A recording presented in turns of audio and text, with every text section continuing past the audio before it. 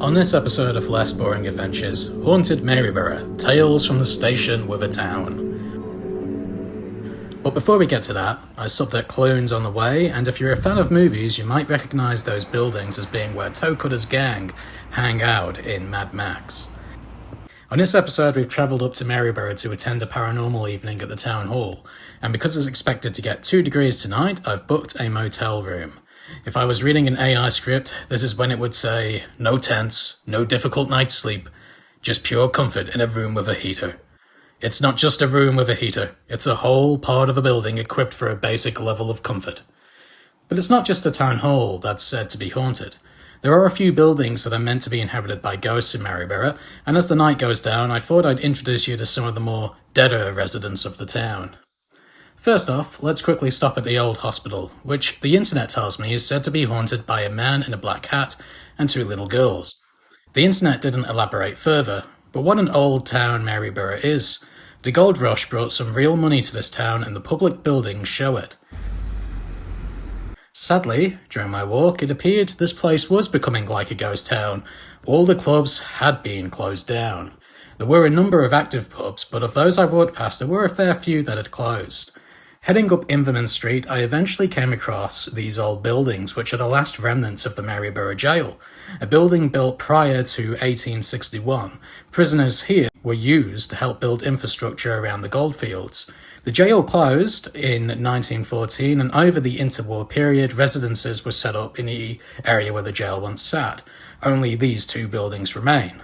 There is meant to be a ghost of a little girl who is said to walk in front of cars in this area. A story that is tied to the legend of a warden's daughter who passed away due to an accident involving a carriage. As I began walking down the high street where most of the non-paranormal activity in the town takes place, otherwise known as normal activity, I came across the world's most sketchy toilet sign and the Bull and Mouth Hotel. Designed in 1904, the current building replaces the previous Bull and Mouth Hotel, which was built in the same place. It's a stunning building, one of the most beautiful in Maryborough, and according to Facebook comments, it was once a great place to go for a pint and a fight. It was actually quite a rough pub by the sounds of it, but it's now a bit more trendy, upmarket, a hotel, bar and restaurant. The question is it haunted? And to my surprise, I can't find any record of any ghost sightings inside the hotel. Walking just north of the town centre and opposite the busy Park Hotel is Prince's Park, where the first recorded ghost in Maryborough was reported in 1871, when a man contacted police about a tall figure in white that glided around in an unorthodox way. There were also 7 murders that day, but Maryborough police hardly had the time to spend on matters like that. The figure in question would stand in one spot for hours, and then quickly recede when approached. It began terrorising the town with its menacing standing and running away. Sadly, the ghost inspired teenagers in the local area to dress up as ghosts to scare others, and soon the first ghost was considered a hoax. Ghosting was the name of the craze, but like modern-day ghosting, the ghost ghosted Maryborough and vanished. The odd thing is, I haven't read anything about the police catching the first ghost, and while there is no way to prove that it was a ghost, I haven't read anything about them proving the first one was someone in a costume. Sometimes, in the modern day, we assume that people from earlier times are dumber than we are, or more gullible. How many people in our time truly believed that supernatural clowns were terrorizing people, coincidentally around the time an evil clown movie was coming out? That's right, several people did. So after this, it was time to venture to the town hall. Now, truth be told, I'm not a major paranormal investigation fan. I enjoy ghost stories and exploring old buildings in the dark. I had to do some digging to find out if any ghost stories were attached to this building, and found a single mention in a local online paper that the backstage area is meant to be where strange things happen. I followed up with the paper to ask for some elaboration, but I didn't hear back. The town hall was built in 1887 on vacant land near the post office. It was built to replace an earlier town hall that actually didn't have a hall, which makes you wonder why it was called a town hall in the first place.